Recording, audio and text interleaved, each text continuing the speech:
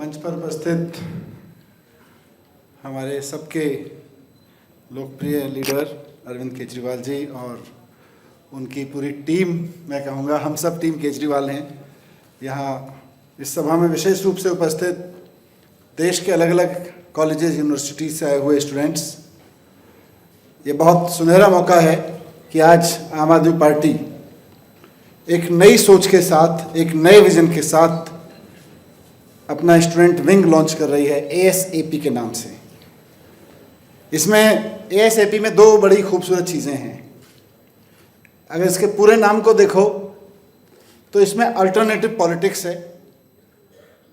मकसद साफ है कि आम आदमी पार्टी जो अल्टरनेटिव पॉलिटिक्स करने आई है, हमारा स्टूडेंट विंग भी वही करेगा, अल्टरनेटिव पॉलिटिक्स की बात करेगा। उसका जिक्र मुझसे पहले कई सारे साथियों ने किया, लेकिन उसके पूरे नाम में जो है ASAP, ये युवाओं का बड़ा प्रिय शब्द है, यूथ का। और थोड़ा सा डिस्टेंस से देखो तो आज देश में जो भी पॉलिसी रिफॉर्म की ज़रूरत है, जो भी सुधारों की ज़रूरत है, जो भी पॉलिटिकल रिफॉर्म की ज़रूरत है, जहाँ भी खड़ो के आप देखो अल्टरनेटिव पॉलिटिक्स की ज़रूरत है, वो है तो ASAP। वी आर लेट, हम लेट हो गए हैं, बहुत सारी चीज़ों में लेट हो गए हैं। अरविंद जी हमेशा कहते हैं कि यार ऐसा कैसे हो गया कि आज़ादी के 75 साल तक किसी एक राज्य में एक भी सरकार ऐसी नहीं हुई, एक भी टर्म के लिए, जो केवल और केवल अपने आप को एजुकेशन में झोंक दे। ASAP, लेट हो गए। तो ASAP का नाम सिर्फ हमें थोड़ा ठंडे दिमाग से सोचेंगे तो अल्टरनेटिव पॉलिटिक्स के लिए हमेशा सोचने के लिए मजबूर करता रहेगा। लेकिन जब जब हम इस नाम को सोचेंगे, और ख़ास तौर से मैं स्टूडेंट्स को कहना चाहता हूँ, ये आपको बताएगा कि समय नहीं है, और समय वाकई नहीं है।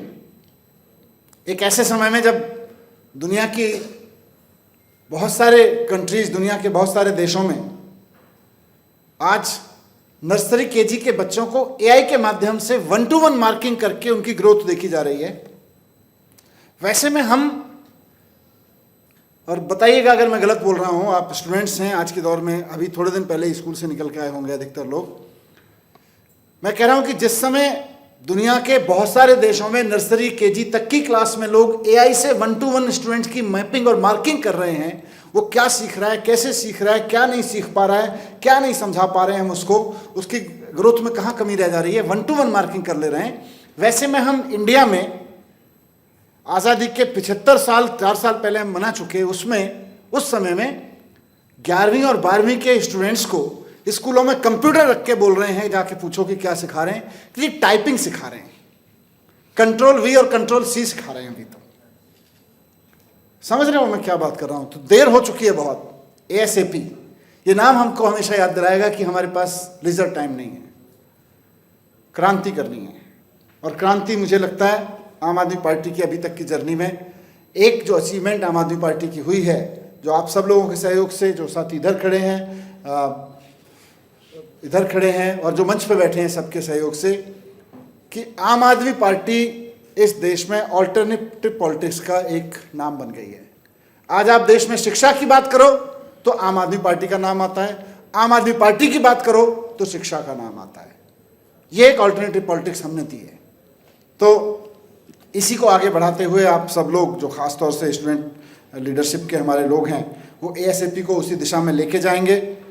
निश्चित रूप से जैसा अनुराग ने कहा, एक विज़न बहुत इम्पोर्टेंट है कि ASAP केवल और केवल आम आदमी पार्टी के चुनाव लड़ने वाले स्टूडेंट्स का एक विंग नहीं है। क्योंकि चुनाव लड़ने की हम बात करेंगे तो देश के 50,000 कॉलेजेस में से 8 करोड़ बच्चे पूरे आफ्टर स्कूल जो एजुकेशन देश में है, उसमें डिग्री, डिप्लोमा, ये सब लगा लो, लगभग 8 करोड़ बच्चे हैं, 8 करोड़ स्टूडेंट्स हैं आप लोग। 8 करोड़ स्टूडेंट्स में 50,000 अगर कॉलेजेस यूनिवर्सिटीज़ में मान लीजिए, केवल 5% में चुनाव लड़ने का काम होता है। वो तो लड़ेंगे ही, उसको नकारेंगे नहीं। मैं चाहूँगा कि एक दिन हर उस यूनिवर्सिटी से जहाँ चुनाव होता है, आम आदमी पार्टी के स्टूडेंट विंग का, ASAP का अध्यक्ष जीत के आए, सेक्रेटरी जीत के आए, वहाँ से टीम्स जीत के आए, वो भी करेंगे। लेकिन जहाँ चुनाव लड़ेंगे और जहाँ चुनाव नहीं भी होता है, वहाँ भी हम अल्टरनेटिव पॉलिटिक्स की बात करेंगे और ख़ास तौर से एजुकेशन रिफॉर्म की बात करेंगे।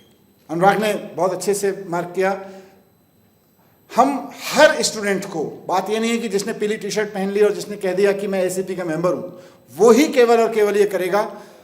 8 करोड़ स्टूडेंट्स को, वैसे तो पूरे देश में अगर स्कूल और कॉलेज के लगा के देखेंगे तो 31 करोड़ स्टूडेंट्स हैं, पर 8 करोड़ खासतौर से कॉलेज वाले स्टूडेंट्स को, हायर एजुकेशन वाले स्टूडेंट्स को, 8 करोड़ स्टूडेंट्स को सोसाइटी के साथ सीधे कनेक्ट करना है, देश के साथ सीधे कनेक्ट करना है।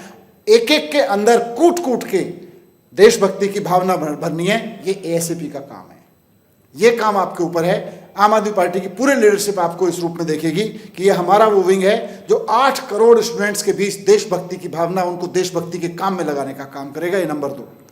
और नंबर 3 जो विषय हमारे और यहाँ बैठे हुए सब लीडर्स के बहुत करीब है, एजुकेशन रिफॉर्म। हम सब लोग पार्टी के लेवल पर जहाँ जहाँ सरकारों में मौका मिलता है एजुकेशन रिफॉर्म करने की कोशिश कर रहे हैं, लेकिन पार्टियों और सरकारों का एजुकेशन रिफॉर्म की एक लिमिट है। असली रिफॉर्म आएगा आपके बीच से। आप सब वहीं हैंड्स ऑन कॉलेज में खड़े हुए लोग हो, आपको वहां खड़े होकर देखना पड़ेगा। और आप सब लोग हमसे ज्यादा हाईटेक हो, टेक्नोलॉजी सेवी हो। आपको ये देखना पड़ेगा कि स्टूडेंट्स को लेकर क्या कमी रह जा रही है एजुकेशन में। जैसा मैंने एक सिंपल उदाहरण दिया कि यहाँ धरती पे वो भी देश हैं जहाँ नर्सरी केजी में आज एआई की बात हो रही है, और वहीं हमारे जहाँ अभी 11वीं और 12वीं में केवल टाइपराइटर चलाना सिखाया जा रहा है, व्हाट्सएप खोल के, उसका वर्ड प्रोसेसर खोल के। तो इस सब को आपको आवाज़ उठाना पड़ेगा। आज नई एज का मैथमेटिक्स, नई एज की साइंस, नई एज की सोशल साइंस, नई एज के यूनिवर्सिटीज़ में लैंग्वेज पढ़ाने के क्या तौर तरीके दुनिया में अपने जा रहे हैं। आज बॉस्टन की किसी यूनिवर्सिटी में मैथमेटिक्स कैसे पढ़ाया जा रहा है, वो हमारी दिल्ली यूनिवर्सिटी में क्यों नहीं पढ़ाया जाना चाहिए, वो छत्तीसगढ़ की किसी यूनिवर्सिटी में क्यों नहीं पढ़ाया जाना चाहिए। वो जो रिसर्च वहाँ पे किसी कैलिफोर्निया यूनिवर्सिटी में हुई है, जापान की किसी यूनिवर्सिटी में हुई है पढ़ाने के नए तौर तरीकों पे, कंप्यूटर साइंस को पढ़ाने के नए तौर तरीकों पे, वो गुजरात की यूनिवर्सिटी में और पंजाब की यूनिवर्सिटी में क्यों नहीं पढ़ाया जाना चाहिए।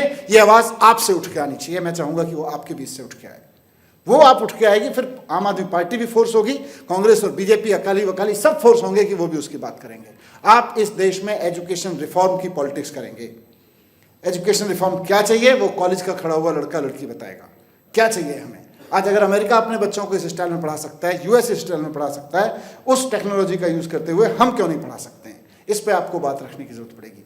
तो एजुकेशन रिफॉर्म का चेहरा बनेंगे, एजुकेशन रिफॉर्म का ब्रेन बनेंगे, एजुकेशन रिफॉर्म की आवाज़ बनेंगे। मैं ये उम्मीद करता हूँ बहुत ज़रूरतें हैं और इस देश के 31 करोड़ स्टूडेंट्स को रिप्रेजेंट करेंगे आप, और 140 करोड़ लोग। और जिस दिन आप ये सब करने लगेंगे, आप यकीन मानिए इस देश के 140 करोड़ लोग आपकी तरफ उम्मीद से देखेंगे, आपके ऊपर भरोसे से देखेंगे।